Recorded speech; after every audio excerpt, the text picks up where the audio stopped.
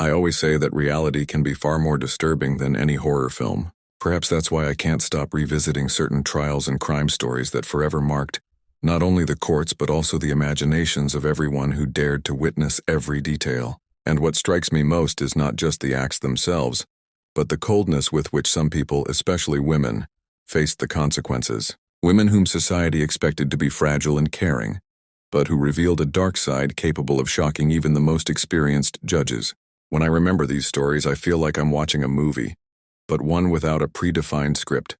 A movie in which real life wrote every macabre scene. One of the cases that most affected me took place in a small town, almost forgotten on the map, where an ordinary couple, Clara and Marcos, lived. They faced problems that many couples face: debt, financial difficulties, illnesses that arrive without warning and destroy entire plans. Marcos had suffered an accident that left him debilitated, and Clara, in turn, had a gambling addiction that devoured everything they could scrape together.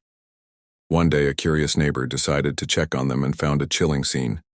Marcos lying lifeless on the ground, and Clara, shot in the head, still breathing.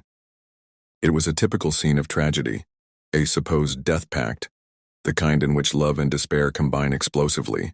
But the most bizarre detail was yet to come, and no one could have imagined that the key to understanding it all lay in the wings of a parrot. Marcos's pet, a little animal named Buddy, began repeating a spine-chilling phrase, "Don't do this, please don't."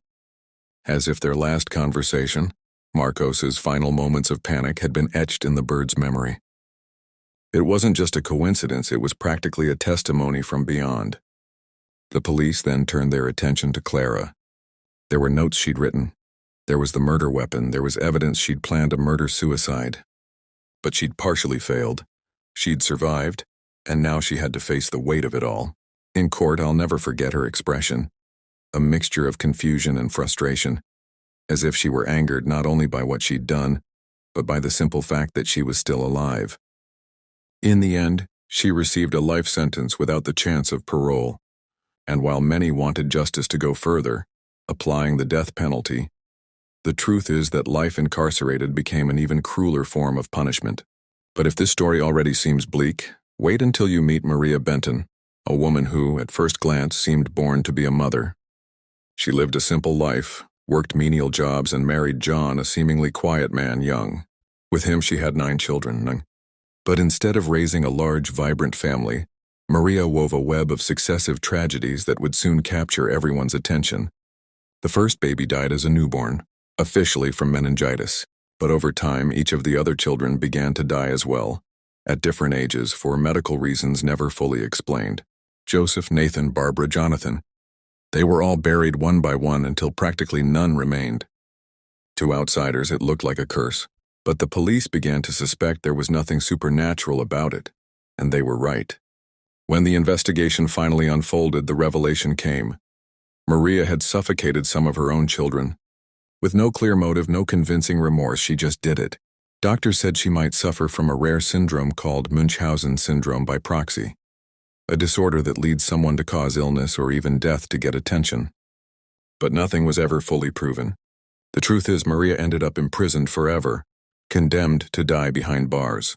And what scares me most about this case is not just the deaths themselves, but the fact that she used the most sacred bond in human life, motherhood, as a weapon against those who should have been the most protected.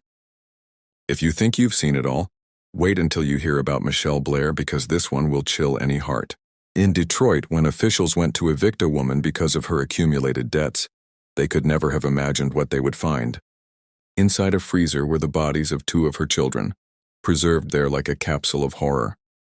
And the most macabre thing is that they had already been dead for years. In court, Michelle showed no sign of guilt. On the contrary, she interrupted the judge, mocked his questions, and even claimed she had killed her children because she believed they were demons. No proof, no evidence ever supported this claim.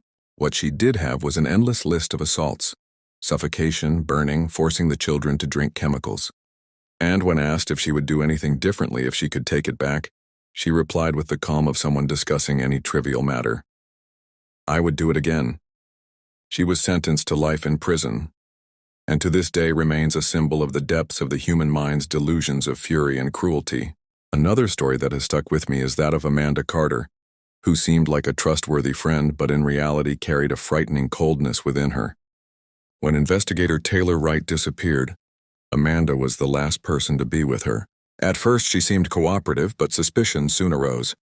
A check for $34,000 signed by Taylor had been deposited into Amanda's account.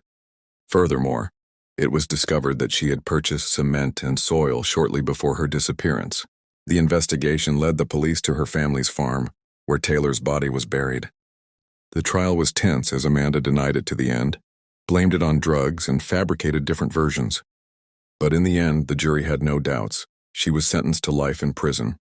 The betrayal, for me, was the cruelest detail, because these weren't strangers, but someone who was supposed to protect her friend and ended up being the one who eliminated her. And as if the human mind hadn't already provided enough evidence of insanity, there was also the case of Isabella Green, which perplexes me to this day. It all started with a purchase of hair extensions, that's right, hair. Isabella bought them, didn't like them, and tried to return them. The argument escalated until she simply pulled out a gun and shot the sellers, a couple named Eddie and Edwina. The most devastating detail, Edwina was pregnant and the baby also died. The entire courtroom was shocked by such brutality for such a trivial reason. During the trial, Isabella collapsed to the floor, crying, screaming, and feigning fainting. Many thought it was just acting, but none of that changed her fate. She was sentenced to 30 years in prison, and this case makes me think about how small sparks of anger, when fueled by ego and rage, can explode into irreversible tragedies. And of course, I can't fail to mention Helena Warren, perhaps one of the most notorious criminals in American history. She was accused of killing 7 men between the late 1980s and early 1990s. Helena claimed she did everything in self-defense, that those men were abusive, but prosecutors maintained she was merely a cold-blooded killer who robbed her victims. Regardless, she was captured, tried, and sentenced to death. In 2002, she was executed by lethal injection. The most curious thing was her demeanor until the very end. Asked about her last meal, she refused any banquet, asking only for a cup of coffee. Her final words were enigmatic, almost prophetic. She said she would return as part of a great celestial event. For many, that was mere delusion. For others, it was a reminder that even in her final breath, she needed to be remembered. And finally, I recalled the case of Bruna Garrett, who was brought to court accused of brutally murdering her boyfriend. The crime itself was terrible, but what was even more shocking was how she behaved before the judge. Instead of humility, instead of repentance, what was evident was provocation. Bruna constantly interrupted, mocked questions, and challenged authority. It got to the point that the judge himself threatened to tape her mouth. The lawyer, unsure how else to handle it, practically asked for the sentence to be handed down immediately, and it was life imprisonment without parole. When the sentence was read, the victim's family couldn't contain their anger, and one even said, "I hope you die in prison." It was a moment of pure catharsis, a mixture of pain and relief. These stories, when told in sequence, seem to form a kind of dark mirror of humanity. They are mothers, wives, friends, women whom society expected to be a source of care and protection, but who revealed themselves capable of heinous crimes. Each one carries a different lesson, but they all remind us that the human mind is an even more mysterious territory than we imagine. What drives someone to cross the line into the irreversible? Desperation, greed, hatred, madness? We may never have definitive answers, but as long as stories like these continue to echo through the halls of the courts, we will always be reminded that evil can be much closer than we imagine. And I ask you, who follow me? Which of these stories affected you the most?